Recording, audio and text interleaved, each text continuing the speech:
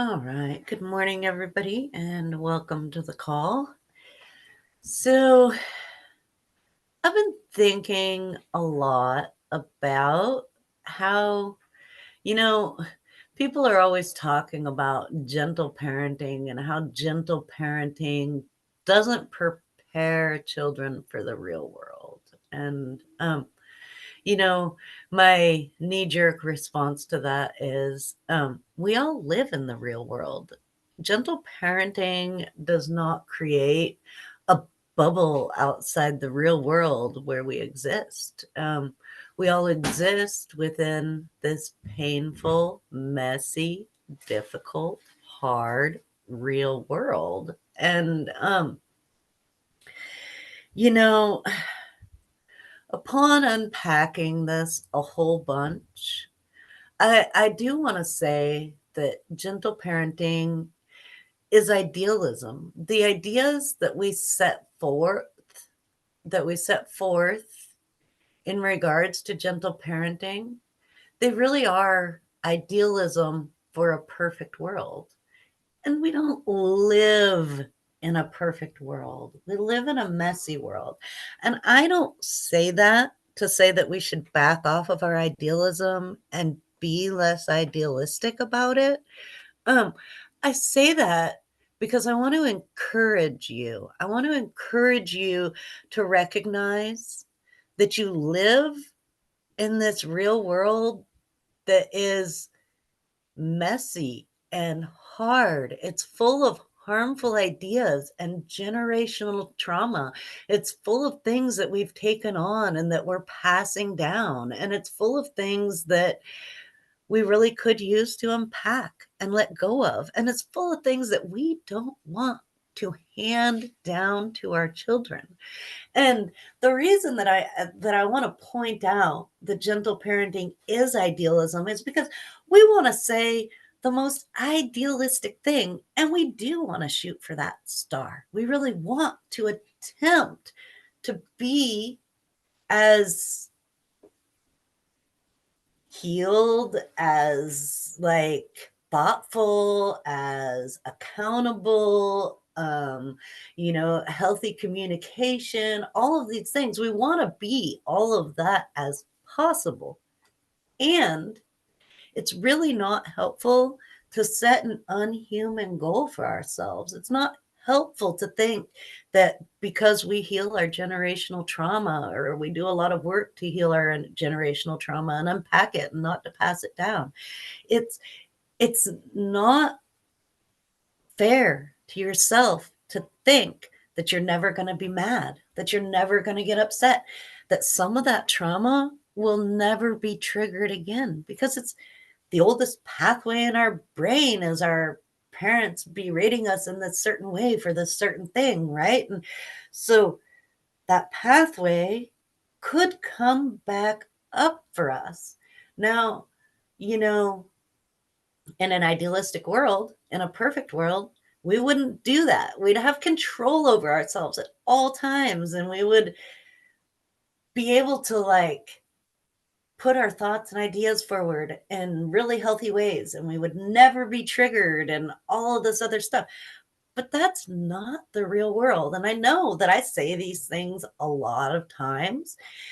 But the human brain, it learns a lot from repetition. And I think that it's really, really, really important is that when we don't act in alignment with ourselves, when we don't meet this idealistic standard that we set for ourselves, that provides the platform and the opportunity for us to go deeper into that work.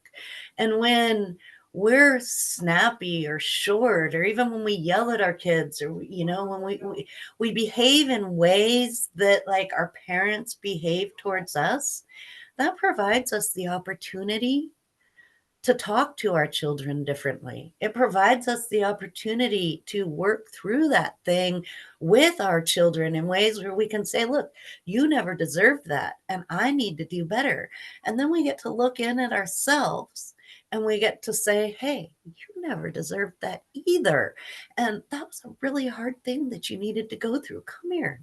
Let me give you a hug, like to ourselves. And then we get to hug our inner child and work on healing that place within us where we get snappy and short and triggered and all of those things.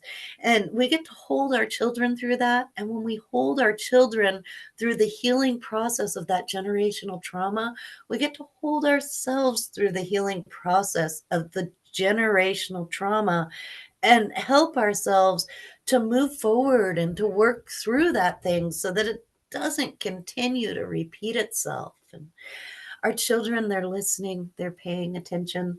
Um, I think I mentioned this on the last call a couple weeks ago, the last week actually.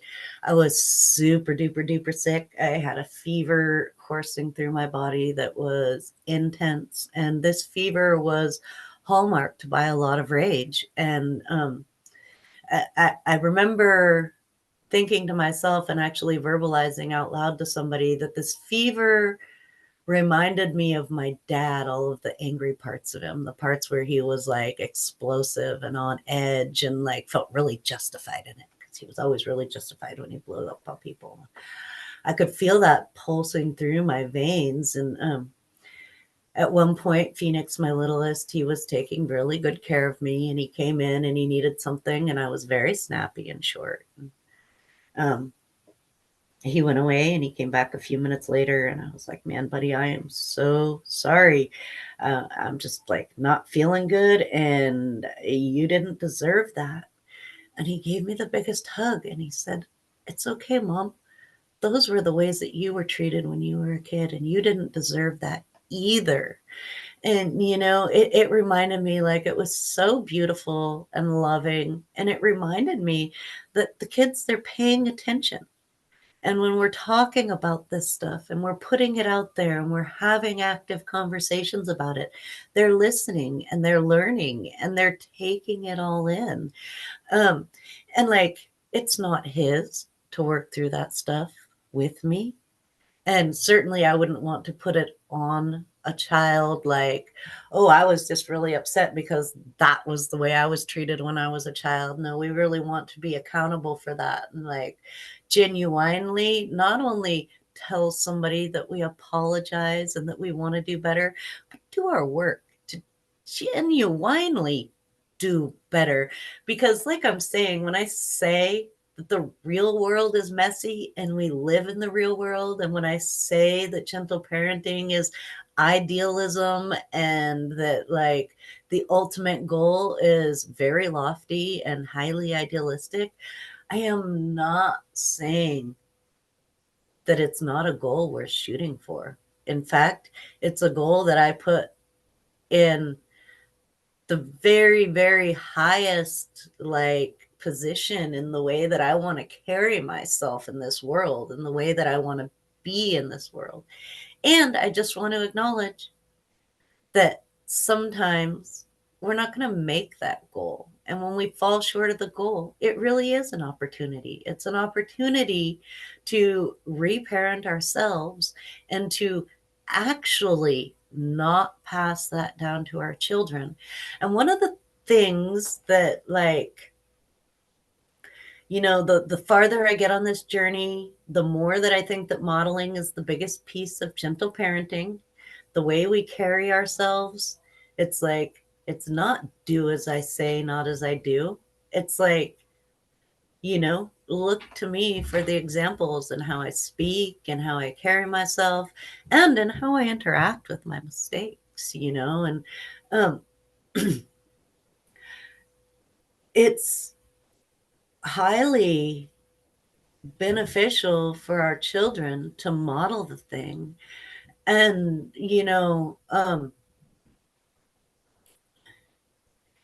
when we take the time to not only model the thing and to not only model the thing during the good times, but also to model it in when we can and after the messy times, and to have these open conversations about it, we are giving our children one of the most beautiful gifts that we can possibly hand down to them. And that's the gift of critical thinking. That's the gift of being able to unpack your stuff and work through it and find healthy solutions and come to resolutions and to genuinely do our work to do better and be better. And when we hand that gift of critical thinking down to our children, that impacts and affects their lives in positive ways across the board, from their interpersonal lives to their work lives and everything else between. Because critical thinking, like, I mean, it speaks for itself. We don't really have to, bolster it up that much because it speaks for itself so much. And especially in this time when we're living in, where it seems like a lot of people, actually, I don't want to say in this time, because I think that historically that's always been true, is that a lot of people really want to shut down critical thinking, and critical thinking isn't something that the majority and the masses are actually participating in.